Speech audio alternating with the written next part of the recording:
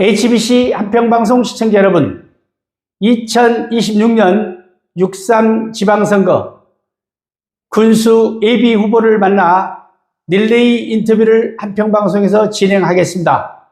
오늘 첫 번째 순서로 이상익 예비 후보입니다. 후보님 안녕하십니까? 안녕하십니까? 자, 예비 군수 후보님들에게는 모두 9가지 질문을 드리겠습니다. 2가지는 개별 질문이고 7가지는 공통 질문입니다. 자, 먼저 이상익 후보에게만 드리는 2가지 개별 질문입니다.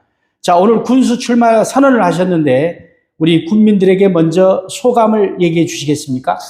제가 오늘 군수 출정식을 했습니다. 근데 제가 6년 전에 군수를 출마하면서 한평 지역 경제를 살리겠다고 국민과 약속을 했고요.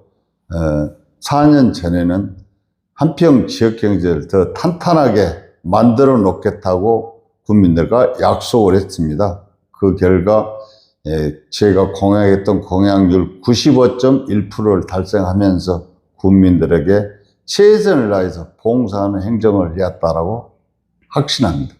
6년 동안 수많은 현장을 누비셨어요. 가장 보람찼던 순간이 언제이고 반대로 우리 국민들에게 가장 미안했던 게 언제인가 말씀 주시겠습니까? 제가 보람찼던 일은 9월 5일 도지사님과 1조 8,400억 이상의 사업을 서남권 중추도시를 만들기 위해서 비전 선포를 했던 것이 제일 잘했던 일인 것 같고요. 또 2번째로 잘했던 것은 작년에 재난지역을 2번 선포를 해서 우리 국민들에게 98억 이상의 피해 보상을 지원했다라고 해서 저는 거의 2번째로 잘했지 않느냐 이렇게 생각합니다. 미안하다고 생각했던 적은 별로 없어요. 제가 최선을 다해서 제 모든 걸 내려놓고 오직 국민만 바라보고 국민의 결정에 따라서 저는 행동해야 되겠다 그런 마음가짐으로 국민의 마음을 사는 것이 제일 큰 저에게는 과제라고 생각하고 여지껏 국민을 위해서 봉사 행정을 해야 된다 그런 개념으로 살아왔습니다. 공통 질문으로 들어가겠습니다. 자, 군수란 어떤 직책이고 어떻게 행동해야 된다고 생각하십니까? 군수란 국민을 위해서 봉사하는 직책이라고 저는 생각합니다. 그래서 항상 낮은 자세로 국민을 섬기고 또 국민을 위해서 헌신적인 봉사를 해야 된다고 저는 생각합니다. 그래서 제가 군수 출마하기 전부터 그런 생각을 했었고요. 그리고 출마했을 때도 제가 진짜 봉사를 하기 위해서는 제 보수도 국민을 위해서 사용했다 그런 생각을 갖고 제가 인재 육성 기금에 기탁해야 된다 이런 생각을 갖고 오늘날까지 임하고 있습니다. 자, 2번째 질문입니다. 이상익 군수 후보는 본인의 장점이 무엇이고 단점이 무엇인지요? 네, 제가 장점이라고 보다 보면 저는 어린 유년 시절부터 소년 가장으로 살았습니다. 그러다 보니까 진정성을 갖고 살지 않으면 살아갈 방법이 없다는 걸 어린 나이에 깨우쳤고요. 그러다 보니까 항상 늘 정직한 삶, 누군가를 위해서 봉사하는 삶을 살아야 된다는 그런 생각을 갖고 살았습니다. 그리고 단점이라고 생각하다 보면 제가 유년 시절에 어린 나이에 소년 가장으로 살면서 항상 남에게 억압받고 그런 생활을 살다 보니까 내 자신을 남에게 좀 홍보나 자랑을 이렇게 못하고 살았었어요. 그러다 보니까 그게 오늘날까지도 그런 게 좀 제가 했던 일들을 항상 줄이고 누구에게 자랑을 못하고 이렇게 살아온 것이 큰 단점이 아닌가 이렇게 생각합니다. 지금 그 유년 시절에 소년 가장을 하셨다고 그러는데 네. 아버님이 좀 일찍 돌아가셨나요? 네, 제가 5살 때 저는 어머니가 편봉설화에서 자랐기 때문에 굉장히 고통스러운 삶을 살았죠. 네, 그러셨군요. 자, 이제 3번째 질문입니다. 우리 한평 발전을 제외하는 문제는 무엇이라고 생각하십니까? 우리 한평에는 경제적 산업 인프라가 전무한 상태입니다. 그래서 그걸 산업 인프라가 너무나 빈약한데 이런 상태로 우리 한평이 지탱하기 굉장히 어렵다고 생각하고요. 그래서 제가 여지껏 경험했던 유통 이거를 우리 젊은 청년들에게 많이 설파하고 있습니다. 그래서 미래 비전은 우리 청년들이 살아갈 수 있는 비전을 있는 먹거리를 많이 만들어야 되겠다. 그런 게 제 욕심이고 또 그렇게 해야 된다고 확신합니다. 자, 네 번째 질문입니다. 우리 한평에 낡은 행정 관행이 있다면 무엇이라고 진단을 하고 계시는지요? 창의성이 부족하고 군정을 혁신적으로 이끌려는 그런 자세가 좀 부족했지 않느냐 이렇게 생각합니다. 그래서 사람은 살면서 어렸을 때부터 좀 경제적인 어떤 교육이나 이런 걸 많이 받아야 되는데 그런 게 이제 없다 보니까 우리가 어렸을 때 살다 보면 부모로부터 배운 지식은 뭐냐? 공부만 열심히 하면 성공한다. 이런 지혜는 얻고 살았는데 사실 공부만 해갖고 이 세상을 헤쳐나가기는 너무나 어렵다.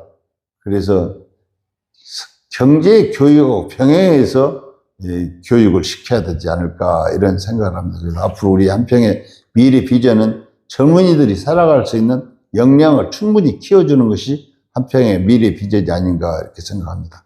그러니까 낡은 행정 관행이 있다면은 창의성이 좀 부족하다. 네. 네, 알겠습니다. 자, 다음에는 이제 관과 민 혹은 민과 민의 갈등이 첨예하게 대립됐을 때 군수는 어떻게 해야 되는지요? 군수는 항상 군민의 입에 귀를 기울여서 경청하는 자세가 필요하고요. 그걸 포괄적으로 합리적인 현안으로 해결 방법을 선택해야 된다고 생각해요. 그리고 모든 거는 정면 돌파할 수 있는 이런 그 자세도 필요하다고 생각합니다. 그렇지 않으면 독선이 되고 또 저 같은 경우는 제가 경청하는 자세, 남의 얘기를 많이 들어보고 이것이 진정 옳은가, 내가 틀렸는가 이걸 항상 반성하고 살아왔다고 저는 생각합니다. 자, 이제 여섯 번째 질문입니다. 군수가 되신다면은 예산과 인사권을 어떻게 공정하게 쓰시는지 말씀해 주시겠습니까? 저는 인사권은 항상 제가 매간매직 철폐를 주장했습니다. 그래서 국민 눈높이에 맞는 인사를 해야 되고요. 또 이 예산 편성이나 예산 지출은 백년지대의 한평을 기하기 위해서는 항상 다양한 공청회나 여러 현안들을 잘 고려해서 최소한도 30년 이상은 내다보고 예산을 편성하고 지출해야 된다고 저는 생각합니다. 그래서 저는 예산을 반영하고 기획할 때 우리 직원들은 늘 공청회를 개최해봐라 그런 말씀을 많이 드리고 여지껏 예산 편성을 해왔습니다. 자, 마지막 질문입니다. 한평의 운명을 바꿀 이상익 군수 예비후보만이 갖는 승부수가 있다면 무엇일까요? 제가 인재 육성에 대해서 생각을 많이 했고요. 그러다 보니까 장학금만 인재 육성으로 지급하는 게 인재 육성이 아니고 앞으로 젊은 사람들이 삶의 먹거리를 만들어낼 수 있는 인프라를 많이 확보하는 것이 최우선이라고 생각합니다. 그래서 장학금도 지원을 해야 되지만은 창업에도 지원하고 창업을 유도할 수 있는 이 아이디어나 그런 그 눈높이를 높이는 이 사업에 집중 투자를 해서 창의적인 사업, 이 사업을 하게 된다면은 최소한도 100년을 내다보는 그런 안목으로 사업을 결정을 해야 된다고 저는 확신하기에 우리 젊은 사람들을 이끌면서 식품박람회를 다니면서 앞으로 우리가 해야 될 일은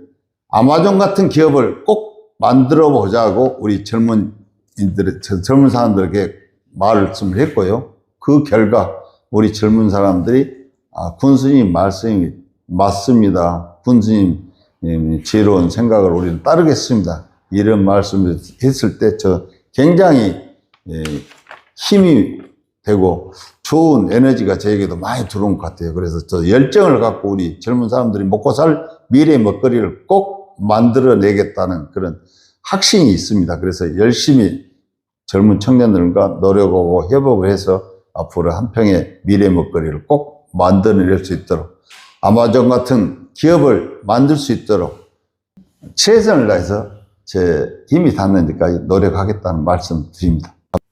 오늘은 이상희 한평군수 예비 후보를 만나보았습니다.